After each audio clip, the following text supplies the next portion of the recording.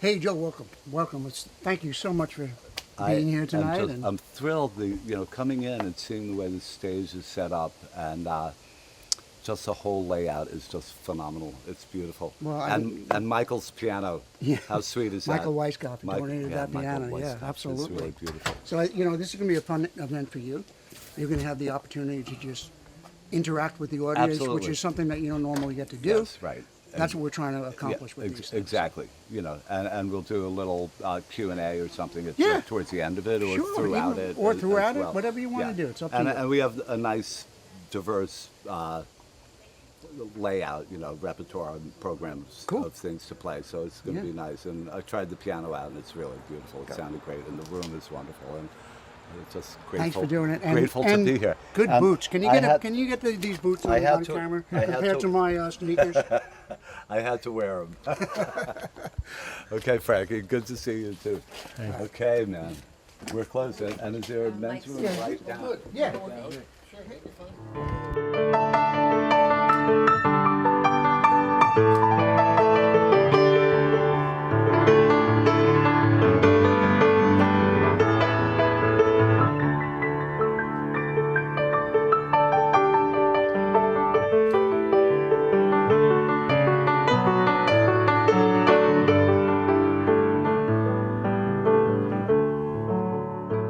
You're here to see Joe Delia. This is the third of what's 6 or 7 of these piano series. And you can just check online and you can get the whole lineup. But I think you'll get to know Joe a little bit more than you know him. I mean, we know him as Joe Delia and the Thieves. He plays with Nancy Atlas.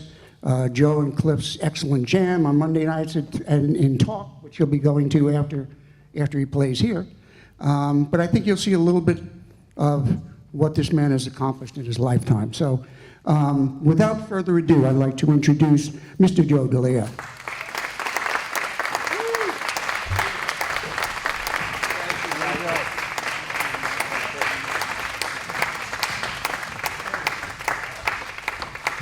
Hi, everybody. Hi, Paula. Hello, Bob.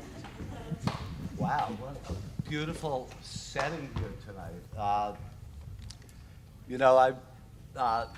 The fact that it's a piano series. I started making a little list before I left the house of all the piano players that I've listened to over the years, and I think ones that have had some impact on my playing, stylistically, and just people that I loved, and just piano players and pianists who, affected my life, and I think somehow got into my playing, and hopefully tonight I can kind of touch on some of those things without, doing things literally. But I thought I'd go through this list that I had, right? And as I wrote the first 10 names down, I kept adding names, and there's still, the list would probably be twice as long as it is now if I kept writing it. So I kept adding names on, but, starting with, are you hearing me okay? I thought you'd get me without the mic, but you're hearing me better, right? Thank you, man. Yeah, so starting with Ray Charles, who was really the first concert that I ever went to was Ray Charles when I was about 14. And I must say that as a birthday gift, years later, maybe 10, 12 years ago, PJ, my beautiful wife, PJ here, who many people know. Oh, I love that she gets a round of applause. But she got tickets for Ray Charles. And so now this was 40 years after or more, the first time that I saw him. And it was Radio City, and it was almost the identical concert, and it was beautiful. It started with, first this orchestra came out, and they played 3 tunes, and then the Raelettes came out, and they did 3 songs with Ray, and then Ray came out and played his concert. And at 14, this was the most moving and profound thing that had happened to me up to that point. So all these years later, I'm sitting there, and it's unfolding very much in the same way. But Ray comes out, and he's smaller, he's much older, but he's in good shape, and he sits at the piano. And luckily, the lights went out, because as he started virtually each song of the concert, and I'm not prone to a lot of crying, but I was basically weeping through the concert. It was just that great. So that's my little bit about Ray Charles. So he's at the top of the list. The others that I have here are the Thelonious Monk, Bud Powell, Red Garland, the Jazz Lions, Professor Longhair, Mose Allison, who some of you guys know, who was, he was both an amazing jazz pianist, but he also had this, this Texas, wherever he was from, this Texas kind of drawling vocal style, and he had songs like Parchment Farm and what was the other one? And I'm going to actually do it. Seventh Son was another one. Chick Corea, Keith Jarrett, Bruce Hornsby, who was wonderful, and I got to do some things with him many years ago. Floyd Kramer, the great Nashville studio player. Let's see, Nicky Hopkins, who everybody knows, Herbie Hancock. Then I started adding to the list Liberace. Yes, it was an influence just in his manner. And first of all, he was a very, very fine pianist, and he had his bit. And I actually got to see him play as well. Richard T. and Paul Griffin, who Richard T. was one of the great gospel pianists of all time. He played with Paul Simon, and he was magnificent. And Paul Griffin, who is not with us anymore, but was another brilliant pianist who I think I was on a recording session with him. I was probably playing second piano, and he was the lead pianist on it. And just hearing him warming up before the session had an influence on me. And let's see who, and then of course, I ended up with Fats Domino, Little Richard, and Jerry Lee Lewis. And I'll probably hold off on playing any Jerry Lee Lewis and give this nice piano a break. But I thought that the first thing I might try playing is just, and it's a little, it's a little rendition of what Ray Charles did with America the Beautiful. And I won't try singing it. Ray was the only one who could sing that. But I'll play it a little in that style.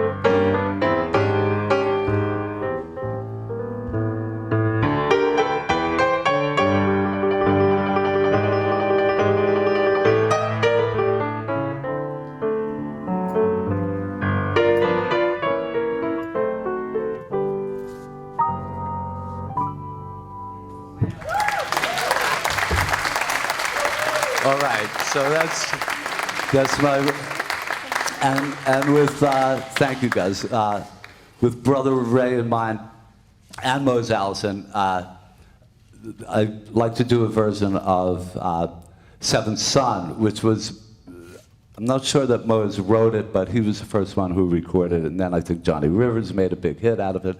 But I do it a little more like Ray Charles is what I say, and we'll do a short little version of that. So it's.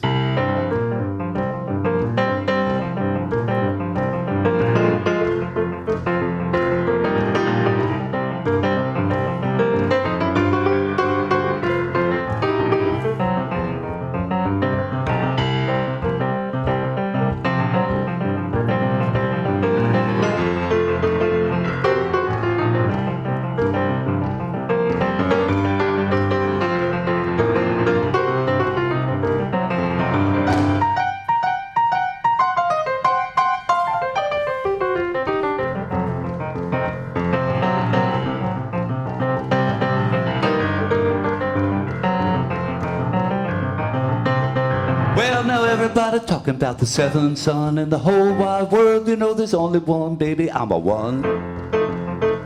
I'm a one child. Well, I'm a one, the one they call the seventh son. Well, I can tell your future, it might come to pass. I can do things to you, make your heart beat fast. Look in the sky, predict the rain. Tell when a woman love another man, baby, I'm a one. Well, I'm a one child. Well, I'm a one, the one they call the seventh son.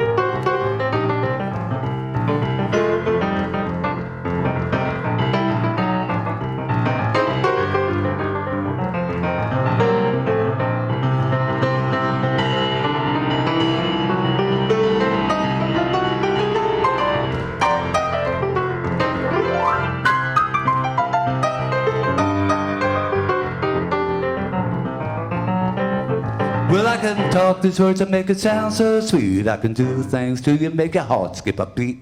Heal the sick, raise the dead, make the little girls go out of their head. I'm a one. Well, I'm a one. Well, I'm a one, the one they call the seventh son.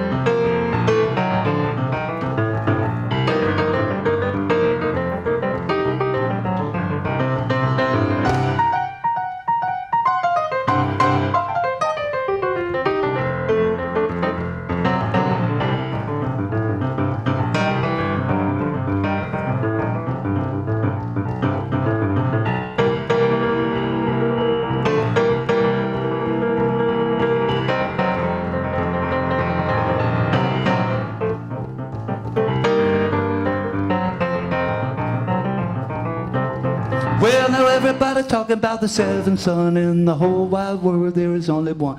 Baby, I'm a one. Well, I'm a one child.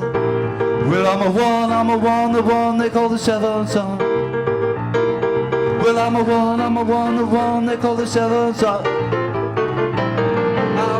I'm a I won the one they call the seventh son.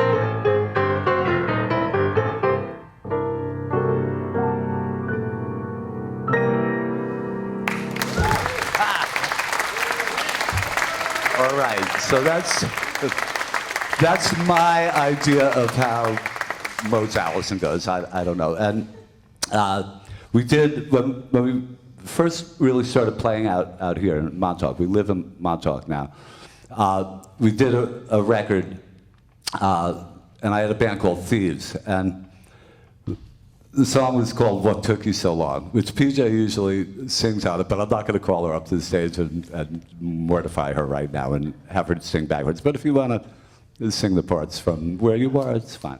And this one is called What Took You So Long, and it's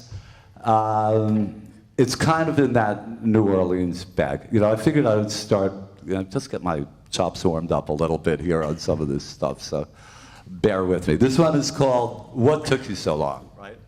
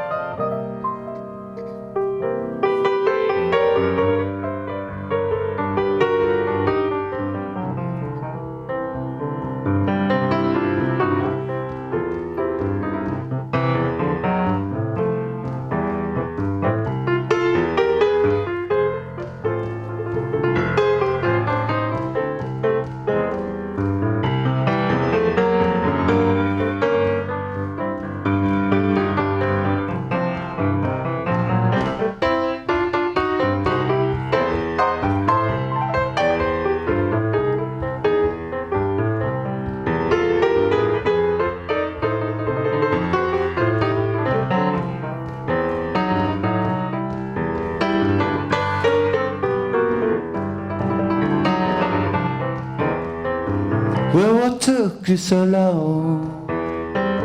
Well, were you mad at me? Well, what took you so long? Was I too blind to see? I was right and you was wrong. What took you so long? What took you all day? Well, was it something that I said? What took you all day?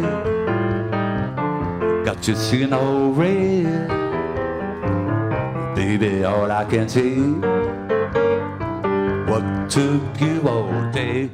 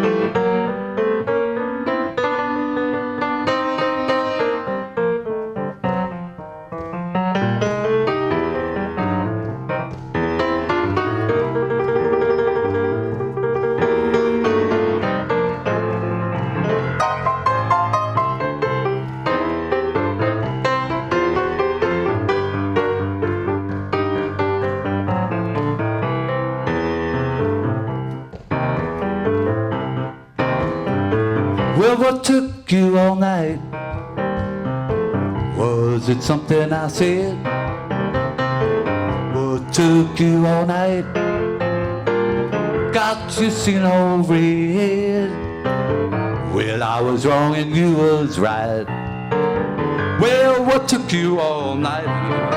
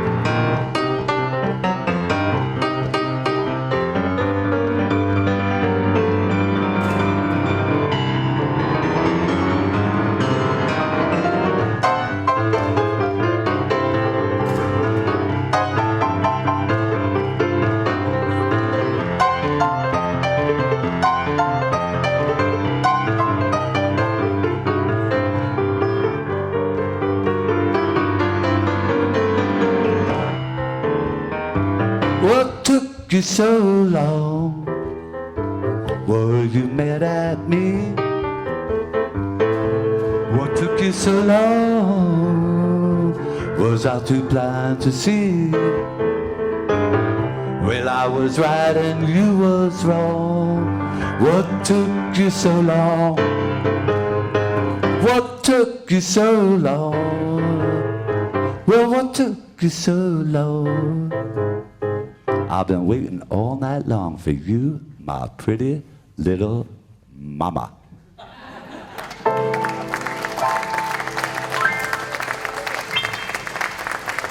All right, thank you guys. So, that portion of the program, what do we have here? Oh, I know, one of the things, one of the activities that I've been involved with for years, like for 40 years now, has been composing film scores. And I've done a lot of them. And, most of the work that I do out here is, playing live gigs, and I'm playing rock and roll gigs, and I'm playing. But I've been in a recording studio for 40 years writing scores. This has really been, I consider it my day job. But I'm a piano player by trade and really by profession. So I always get back to that because the film business is, over the course of these 40 years it's been great, and I'm grateful for all of it. But there can be lapses, and I always go back to playing. And in this period, especially this summer, I'm just playing all the time. It's like every day. I get up and, PJ runs the show. She runs the scheduling and the booking and all that stuff. And it's like, okay, where are we going today? This one, believe me, it was on my radar. And then when I walked in here and I saw this setup, it was like, forget it, man. But it's been a lot of piano playing, and people know me out here as a keyboard player and as a piano player. But I've written these scores and started thinking about a couple of things that I might play, and it's really just a few things from the films. And one was actually from a TV series that NBC did a number of years ago called Lost Civilizations, and it was an archaeological show, and it was a big deal on NBC. NBC ran it for 10 consecutive weeks, and Time Life had financed the thing, and it was the biggest budgeted documentary series ever done, and it ended up winning Emmys and all this stuff, right? And there was one theme from it, which was that it was called the Mysterious Lines, and it was the Nazca Lines, which are these, they're like hieroglyphs, gyroglyphs, which are in southern Peru, and they're just these amazing writings that are in the earth, and in the ground, and nobody quite knows where they came from or where they originated. And when I saw that, I thought this is a pretty, it's a glorious but mysterious kind of visual that they said, okay, you have to write something, write a theme for this. So that's a little background on it, and I hope that gets you up to speed on what this theme might have been playing to in the show. And and I may improvise on it a little bit, no surprise, but I'll start it like.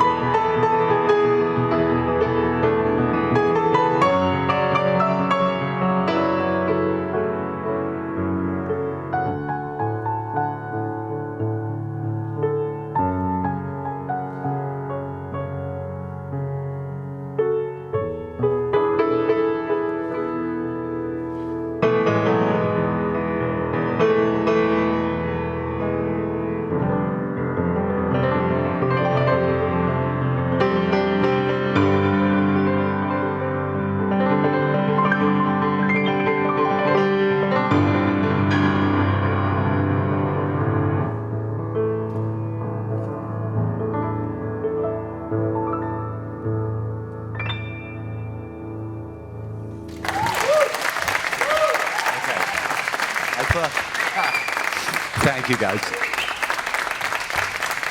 So then, there are a couple of others. We did this one film, one of the early Abel Ferrara films. Abel is a director that I worked with and continue to work with through my lifetime. You know, from the time we were in our 20s, and we did just beautiful films. You know, I mean, Abel is really one of the great auteurs, and the films that we did together that people know are like King of New York and Bad Lieutenant. There was one called The Addiction with Chris Walken. Chris Walken was in a bunch of them, and Harvey Keitel and The Bad Lieutenant. What were some of the other titles? Well, the most recent ones were Padre Pio, which just came out and won awards in Europe, and that's starring Shia LaBeouf. That was last year's film. So the films we're still doing them. You know, we're doing probably one film a year with Abel. But one of the early ones was called MS-45, Ms. 45, which ended up becoming kind of an anthemic to the women's movement, because it was a great film. It was somewhat violent. It wasn't a horror movie per se, but there were some horrible things that took place in it. I started playing because I was trying to do a little audition for PJ, and I was saying, well, what do you think if I play this? What do I think if I play this? I didn't want to prepare things. And I played a little of the Ms. 45 theme, and she was like, nobody's going to even begin to understand what, because it's so, and I'm not going to play much of it, but it had a feeling. It was a little like John Carpenter.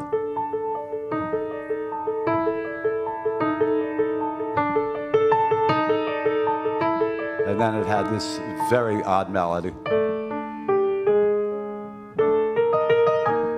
Something like that.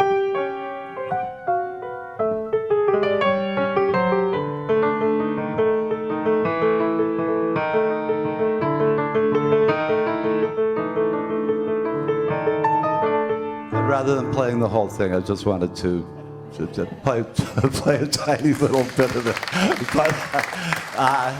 But then the theme, you know, we worked in independent films. You know, this was really the world. Abel was a New York, known as, you know, very much a downtown auteur, right? And the films were dark and they were independent. And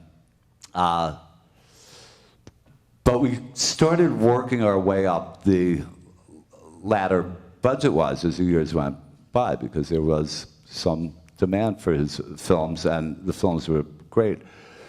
And we ended up with Warner Brothers with a remake of Invasion of the Body Snatchers called Body Snatchers. And this was somewhere in, like, I don't know, the early 90s or something. And it was really the highest budget that we had had for any of the films. And it was, you know, they had, I'm going to tell you a quick story on this, because I'll try not to make it too long and boring, you know. But Warner Brothers had this policy that they would not hire anybody in a principal position on a film unless they were, you had to have, and I had film credits, but I wasn't passing certain criteria that they needed to sign me on. And Abel was insisted that I get the gig. You know, they really, and I had a film resume, but they still were not but parting with the gig. And I had an agent, I actually had an agent at the time in LA, and he pulled this thing together where he said, okay, we'll give you a step deal, what they called a step deal. I said, it sounds good. So they basically gave me half the money, and they said, like, on June 20th or something, we'll decide based on what I was writing and delivering to the film and to the studio, Warner Brothers. They would pick up the step deal. And sure enough, June 20th came by, because demos were going in and everybody was digging that. And everything was going well. And this was a big production. I mean, Abel really had pulled together this, a big film, you know. And so June 20th comes by, and they pick up the step deal. And we say, great, this is wonderful. And I'm out here starting to get into Montauk. This was 92 or something. We started building this house and Hither Hills, all this stuff. And I was playing golf with, I know this is like way, and I'm a terrible golfer, John, as you can imagine, right? With my brother Frank at the Poxabog Club, not at the Downs in Montauk. That's how good a golfer I am, right?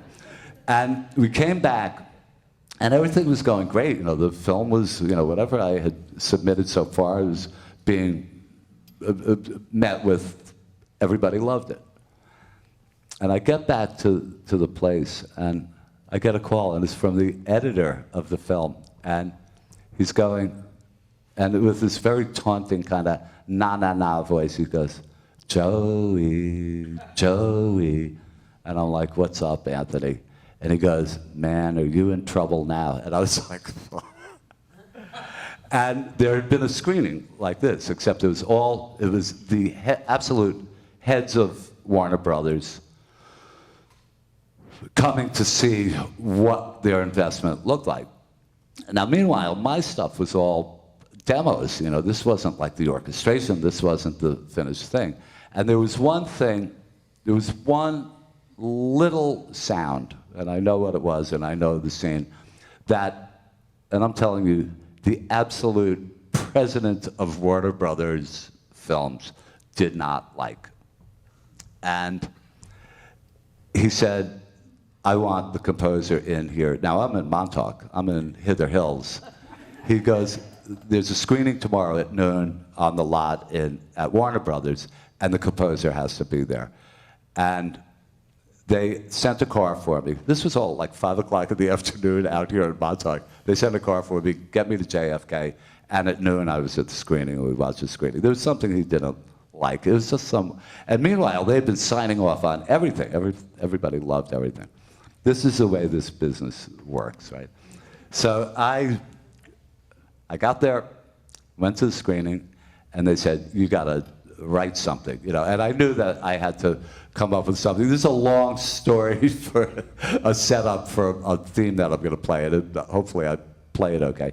So anyway, I came up with I came up with the title theme of the film for Body Snatchers, and it was a home run, and I was fine, and everybody loved me after that. So it had a happy, it had a happy ending. So, but man, he was like, "You're in trouble now, Joey." Okay, so this is the title theme to the film. So it's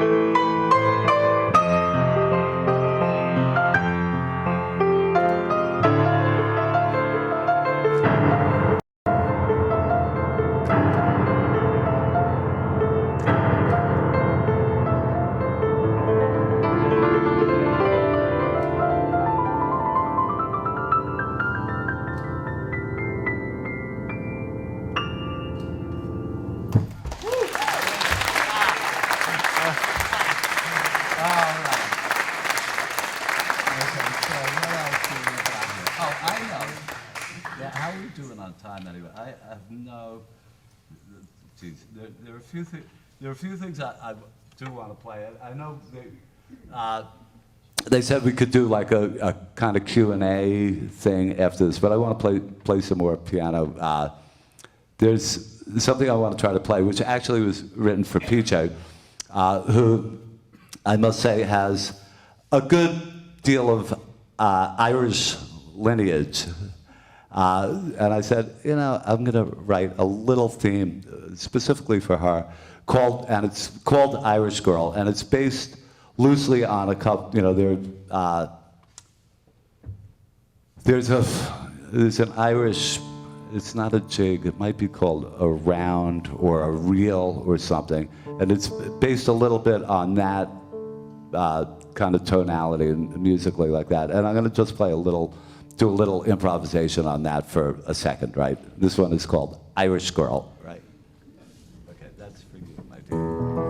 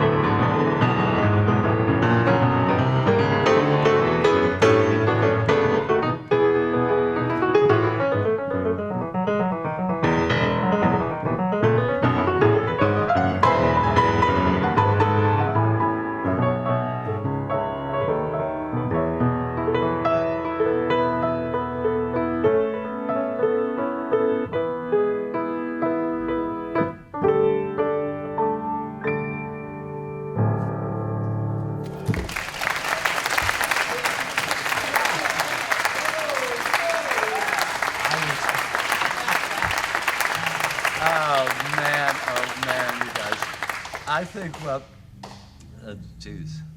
I was going to play, I know. My friend Audrey, who hopefully is in the house, I don't know if she made it, but mentioned somewhere I think in the article in the Star, it mentioned Dave Brubeck. And there was a period where I was producing jazz records.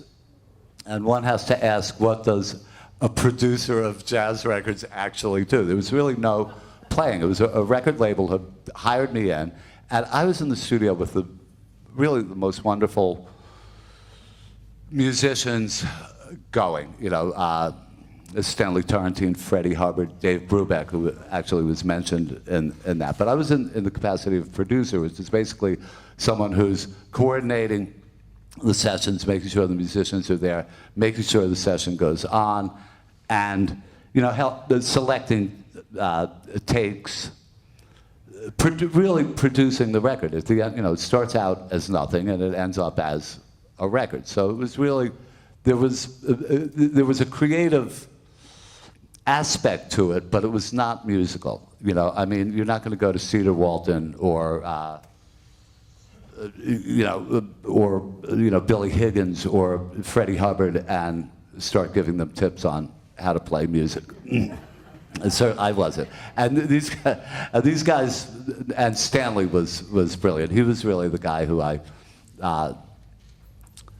connected with most, and we made a beautiful record called More Than a Mood. But Dave Brubeck, I was in the studio with, which was really wonderful because I loved him so much. Through my childhood, these records came out in the '60s. The Take 5 record and Blue Rondo All Turk, which I play a little bit of.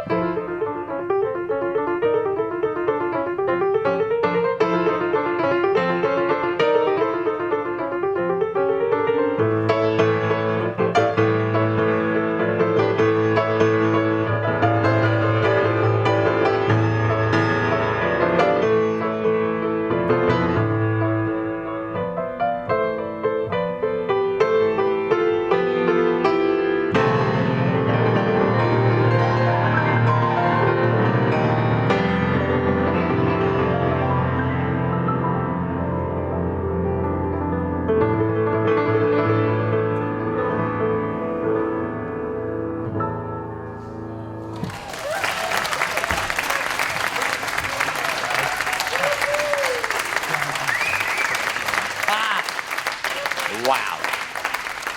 I think I'm going to do one more. PJ wanted me to do a song called Drunk's Way Home, and there's also another song called, well, okay, how long can we go? Can we go another 10 minutes and a couple of questions? We have a gig in Montauk that we do at a place called Talk, which I think John is going to come to after, hopefully.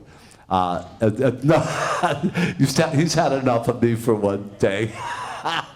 But we continue the show over there if anybody is around. It's always quite a rave up. Okay, so we could do two more. One is called Drunk's Way Home. And the story of this is actually, PJ, again, don't be embarrassed. The way it goes is that I used to drink a lot, and I don't anymore. But in those days, because we have this house up by Nyack, and I used to, one of the places that I liked to go was, it's called Mary Lou's. I don't think it's there anymore. And it would stay open till 6 o'clock in the morning. And this place it was an interesting kind of mixed metaphor of genres and demographics, right? It was, on one hand, it was kind of film business people, like actors who were looking for gigs, and people who were actually in the film business. And then, like, straight up, so you could see, like, a bunch of actors, like, talking about roles, and then you could see these guys, and it was, everybody got along. But that was the place. So you would be leaving there at maybe 3 in the morning. And you come up, you go over the Washington Bridge, up the Palisades Parkway, and our exit was exit 5. And in my brain, I somehow thought, you know, if I could just, the less time I could spend on the Palisades Parkway, the better. As far as like trying to avoid the police. So I would always take exit 4, and then you take 9W and you bring around. The logic, I don't get it right now at all, but it seemed like this was smart, right? And I told PJ the story, and she said, yeah, oh, that's the Drunk's Way Home. And I said, that's a song title. So I know it's a long story, but that's where it can. And I'll do like a short version of it, and then we'll do Montauk Moon. And if anybody has any questions, we'll go from there. This has been, I walked in here tonight, and I was like, man, oh man, it's just such a beautiful staging and room to be playing in. I'm really honored to be here, and it's crazy. Okay, so here we go.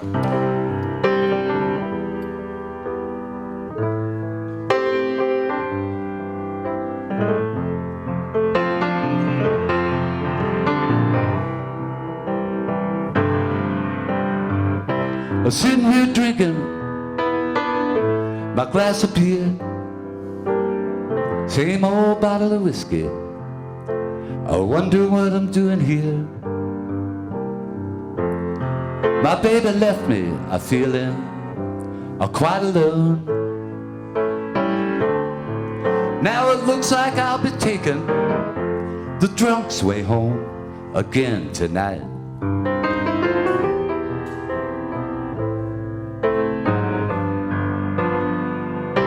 A bottle of bourbon, a jigger of rye. Here's bottoms up, baby. Here's mud in your eye. My baby left me, she dropped me like I was a stone. Now it looks like I'll be taking the drunk's way home again tonight.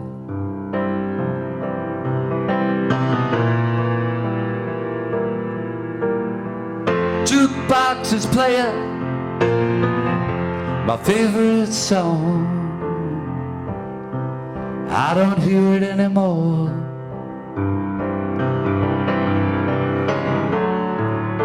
Now every time I think about what went wrong, I find myself staggering towards the door.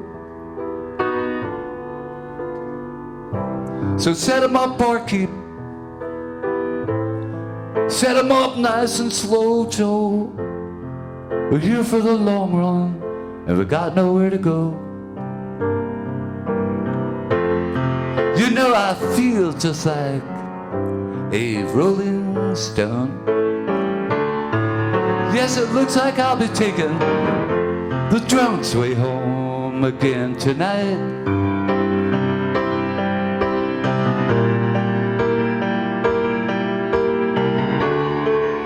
Yes, it looks like I'll be taking the drunk's way home again tonight.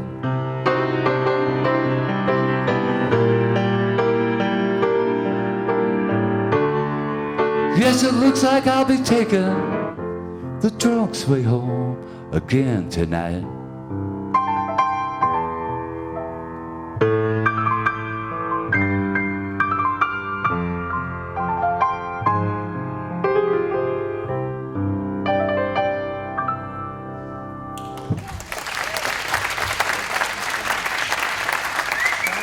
Thank you, guys. Okay, so we got one more. This one is called Under the Montauk Moon.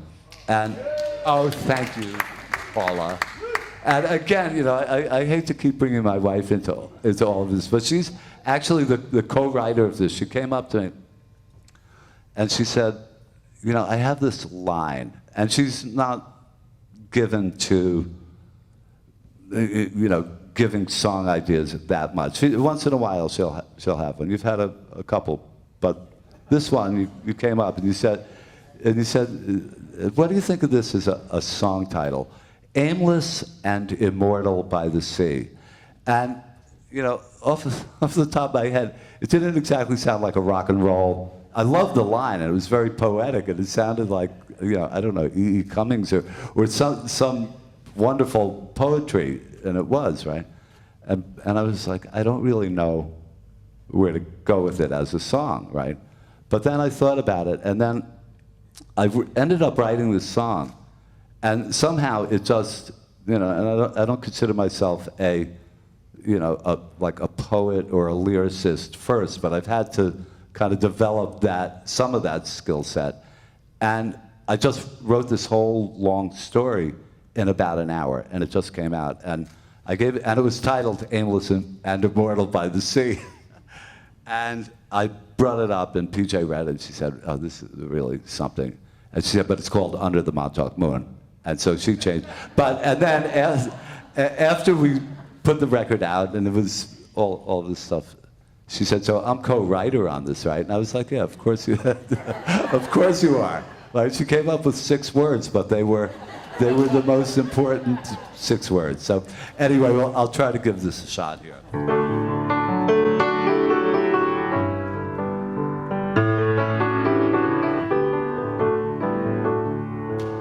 Well, the northeast wind comes roaring down a mid-October night. They boarded up the storefronts and turned out all the lights. So I drove right past old Chagrin, last call at Liar's Saloon, and 3 guys outside looking for a fight tonight under the Montauk Moon.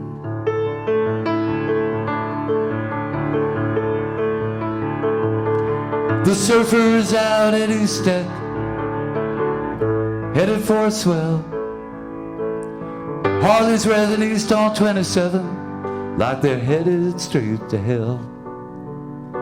And the locals hate all the idiots who come out in droves by June. The hand that feeds them really feels a bite tonight under the Montauk Moon.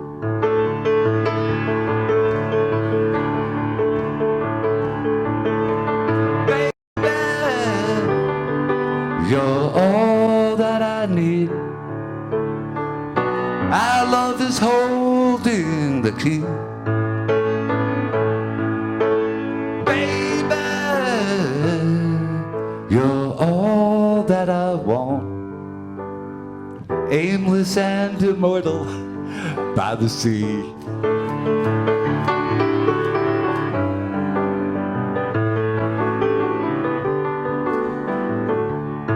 You know the winter's gonna be a cold one. They say the worst is yet to come. Of people stocking up their pantries and loading up their guns. And darkness will fade and the sun will shine, and not a minute soon Nancy Atlas shall be strumming her guitar with all her might tonight under the Montauk moon. Baby, you're all that I need. Our love is holding the key. Baby,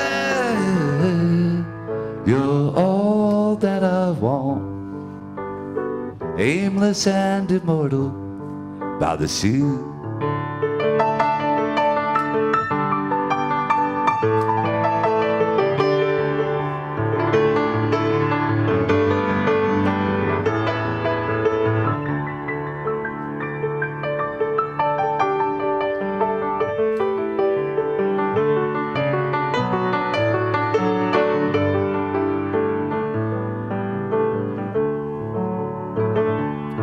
Juanette sits on a bench looking vacant.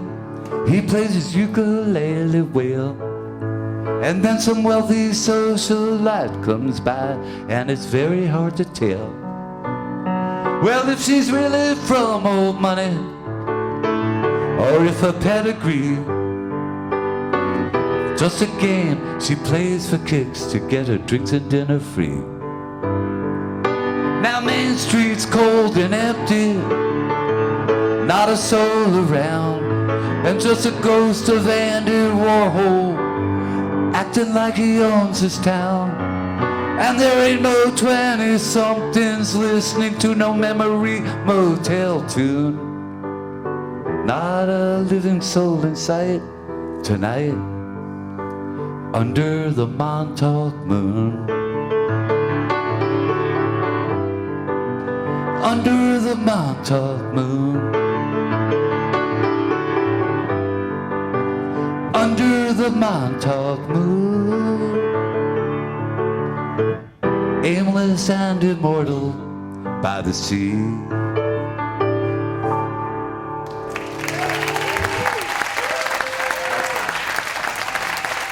Thank you, guys. I think that's a wrap. You guys have been fantastic. I think that's what we got. We're all good. I mean, do we?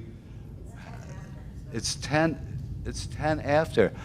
I think we can do without the Q&A. No, I mean, unless anybody has a burning desire. You guys have been wonderful. I'll give you an applause.